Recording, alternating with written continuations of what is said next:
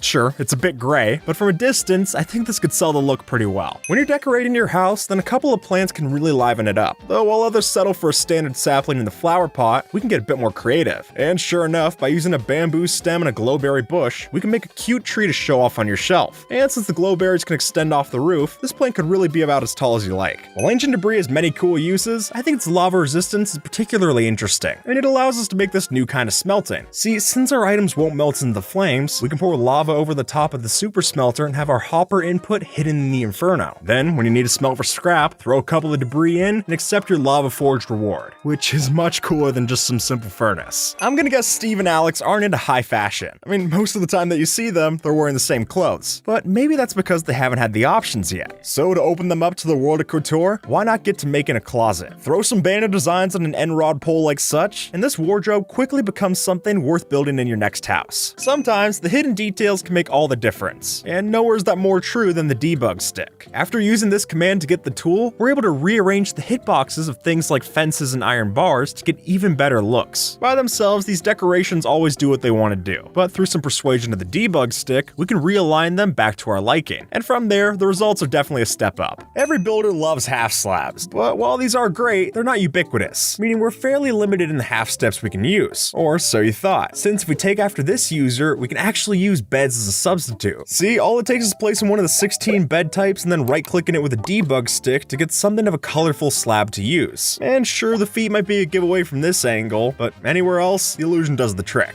Now, I'll be honest, I never figured anvils to be much good for decorating, but when we start using these for a floor pattern, then it's a different story. So while we probably need a decent iron farmer to pull this off, it is cool to know that with their different hitboxes, these blocks can let us build something special. As we know, Minecraft doesn't allow for leaves to change the season, which is fine if you want an evergreen, but it means our maple trees and cherry blossoms are out of luck. But thankfully, the coral can help us out. As you can see, by using commands to set up certain coral plants like so, we can create some really beautiful leaves to coat our trees. And while you'll need to set the world so that the coral doesn't decay, I think the results are worth it. As it's clear to see, Minecraft is a game made of blocks, which is why it's such a cursed sight to see a circle like so. But even if it breaks Mojang's unspoken rules, there are plenty of cool things that we can still do with these. As is, the way that we pull these off is by summoning a bunch of armor stands around a relative position. And then, to give that subtle curve, we have them face towards a center point and then give us that smoothed out area. And while Mysticat has shown off how to make one of these into a pool of water, we could also just as well make a tire swing out of these, and both of which are plenty cool to see. Recently, Minecraft's ores got a new look, and while that's great, especially for helping out colorblind players, we can push this redesign even further. See, by merging armor sets with our stone blocks, we can make our very own kinds of ores within the cave systems. Are they convincing? Not necessarily, but they do add a fun bit of variation to the dark depths. Minecraft has plenty of ways to show off your gear, and let's be honest, by this point, they're a bit stale. So to upgrade our presentation, we'll have to combine a few methods, and I think this helmet display does just that. See, while others settle for just an armor stand, we can go that extra mile by pushing a couple of these blocks into the entity, and from there, we score a glass case right for showing off your netherite helmet. Minecraft transportation is a tried and tested topic, but if you're not worried about the fastest way to travel, then why not opt for some more style? And for that, you can't do much better than a bicycle. Through armor stands and partially submerged banners, you can make a pretty convincing vehicle in your Minecraft world. Or convincing until you try to bike somewhere, because then, not so much. If you ask me, it's fun to build things in Minecraft that don't make sense at a first glance. Like, take a look at this pond for example. As it appears, the stone pattern is placed off-center from the actual grid. But what's actually happening is that we're using waterlogged stairs and slabs to keep those textures, but then make the blocks our own way. And while it's a fun surprise to pull in your friends, I also think it looks quite nice as well. If you don't have World Edit loaded up, then the fill command is the best you got. And let's be honest, it's not the most robust. So we'll need to get creative to get the most out of it. And luckily, this seems to do the trick. See, if you were to build in a regular shape and then fill from layer 2 onwards with carpet, then it will only stack where the pattern is. And then you change the carpet for your block of choice, and now enjoy the time that you've saved. Minecraft has come a long way from just the stone and oak buttons of the past. But while the new additions don't add in new pulse lengths, they do make a great candidate for detail. Take, for example, this stone wall. By itself, it's nothing too fancy, but add in some of these colorful buttons, and the thing becomes a convincing rock climbing wall. Or for those of you in creative, concreting an invisible item frame should work just as well, maybe even better. One of the pain points in creative building is that you can't place a block freestanding. So if you mess up on a floating block, you've got to build off of it just to replace the original. So instead of that hassle, maybe try this. By holding a block in your offhand, all it takes is hitting the left click and the right click buttons at the same time to replace the freestanding block. And then, simple as that, the mistake is fixed. With 16 different dyes to choose from, Minecraft's carpet collection clearly has a lot of variety, but just in color, not so much in texture. So if you're looking for a bit more depth to your floor's rug, maybe try this instead. Through the help of waterlogged slabs, we can keep the coral alive to make fuzzy counterparts to the usual carpets. Granted, there's not as many colors to choose from, but the first impression of seeing this on your floor more than makes up for that. With the 1.17 update, item frames got a big change in the form of glow ink sacs. And while those help a lot, maybe you're looking for another color instead of illumination on your tools. Well, we might have the upgrade you need. See, if we mix banners and posed armor stands together in creative mode, we can make functional frames. So if your pickaxe deserves more color, maybe it's time to roll out the red carpet. As you'll see from any pro builder, not everything has to be functional to have its place in the build. And actually, a lot of the admittedly pointless things in a build might do a lot for the aesthetic. And I think this arcade machine is a good example of that. Now, sure, you're not going to be playing Galaga on the thing, but with the right painting, you can get a cool display set up for your house's gaming room. And as the channel Beastin' and Feastin' shows off, all you need is some snow layers to line up the armor stands, and then you'll have the perfect joysticks as well. With the different item frame variants, there are plenty of ways to display your stuff, but understandably, you might want something even more. So in that case, I should tell you about this way to encase your items in glass. As I'm sure you guessed, by tossing together our invisible armor stands within the glass block, we can make something of a display case to put in our world, which I think looks great, and it would definitely open up some nifty possibilities. So whether you're building this to showcase items in a vending machine or a shop, or you just want a snow globe around the holidays, I think there's plenty of creativity this allows us to see. By this point, we're all plenty familiar with the grass block texture, which means using this in a build can often feel tired, or at the very least, underwhelming. But fortunately, we've got some blocks in recent years to help break up that monotony. Like, why not add a strip of moss to the green in your yard to make it look mowed? Or even just mixing in some green concrete powder here and there can help to texture those paths we've seen hundreds of times before. While Minecraft allows for logs and wood blocks to have different orientations, the planks are a different story. Though, to offset that pain, we could just turn to a different path entirely. Sure enough, the next time that you go to build a dark oak wall, maybe add some cartography tables for detail. As you can see, these have a vertical texture compared to the standard horizontal. So until rotated planks become a base feature, this might be your best bet. Ever since they were added back in 1.14, barrels have offered a chunk of options for how we build. But it turns out that on Bedrock, we can do even more. See, as this post lays out, we can use a mix of pistons and observers to earn ourselves a permanently open barrel. And that means a whole new texture to use in our builds. So if you don't have a debug stick, this might be your next best pick. If you've messed around with map making, you're plenty familiar with the concept of custom player heads. And while these can work fine on their own, they get even cooler when we partner them with armor stands. And my favorite example of so would be this tiki totem pole. As this user showed off on Reddit, we can mix together placed heads and armor stands to add different scales into our tower, which I think gives a really cool option for decorating your next jungle temple base. And come to think of it, this technique could also be used for some really convincing snowmen. Sometimes the blocks that you need can be the least expected. For example, why would you ever think to mix basalt and dead coral? But when you build them like so, we can make a very cool looking stone tree. And while these do make good candidates for the Yogscast's cobblestone trees, another stone worth trying is using the dripstone blocks as a new bark texture. When you think of using signs in building, you're probably picturing something like this. But folks, that's only scratching the surface. And it turns out that even without text, these could be an invaluable resource to add. For instance, look at these columns. What would have been simple stacks of blocks becomes something much more upscale when we add signs for detail. And I think when you're able to use something as cheap as a sign to level up your build, it's a no-brainer to add. Every now and then, a simple trick is all you need. So while I'm sure your harbor already looks great, wouldn't it look just that little bit better if you switched the sunken oak logs for dark oak instead? That way, the darker texture would make the logs look water-worn and wet, adding that little bit of character to your build. It's hard to say anything in Minecraft really looks comfy. I mean, with so many straight lines and hard edges, even the beds look uninviting. And while there's only so much we can do to fix that, maybe we can start by adding a few of these pillows to your local lounge. And while these might not exactly be the throw pillows we see in our day-to-day, at least they're still made of wool. If you think about it, composters would make for great barrels. At least they would if we could fill them with something other than the pod's texture. But luckily, with armor stands, we don't have to give up on that wooden barrel dream. Rather, if we chuck one of these statues inside the hitbox and throw a block on its head, we can make a custom barrel filled with our choice. And I think that's better than this trapdoor option in one key way. We can have varying heights of liquid, which basically lets us create our own cauldrons. With so many people doing 100-day challenges, it's gotta get tough to keep track of the days. So, to help with that, or at least look like you're helping with that, why don't we check our calendar over here? Sure, it's a far cry from functional, but to beat that, you could tuck a day counter system like such underneath, and bam. But even without that, it sure does look nice. As much as I love using armor stands when they're invisible, I think it is worth giving credit to the item itself. After all, they do share the same texture with oak planks, which means that we can use these for some pretty natural looking illusions. And as Green and others have shown, we can use that with the fact that they behave as entities to get some impressive results. Like so, where we place a bunch of these armor stands at different rotations within the same block. And then we can use their necks and shoulders as the base for a campfire. And while it might not cook a medium rare, it does offer up a smaller, more subtle choice compared to its bigger cousin. Jack-o'-lanterns are a classic bit of Minecraft lighting, but they're so classic that there's really no room for creativity here. Though thanks to invisible glowing item frames, we can use map art to make our very own custom designs. And as this user shows off, that opens up a lot of possibilities. So if you're tired of having the same decorations as everyone else, this should help to set you apart come next Halloween. Space travel is a common goal down here on Earth, and while it's not possible in Minecraft without mods, this might let us pretend that it is. As you'll notice, the end portal texture makes for a convincing starry background. So when you get some of these these underneath your floor, you can give the impression that you're stationed above the stars. And I think that's a detail worth using in any future sci-fi maps you plan on making. When it comes to storing items, Minecraft's got plenty of options, but displaying those items, that's a bit more limited. Might I suggest campfires? Now sure, when they're lit, these things can only keep the items on for so long, but as soon as you put out that fire, they'll stay in place. So if you want a shelf for your steaks, I guess this does the trick.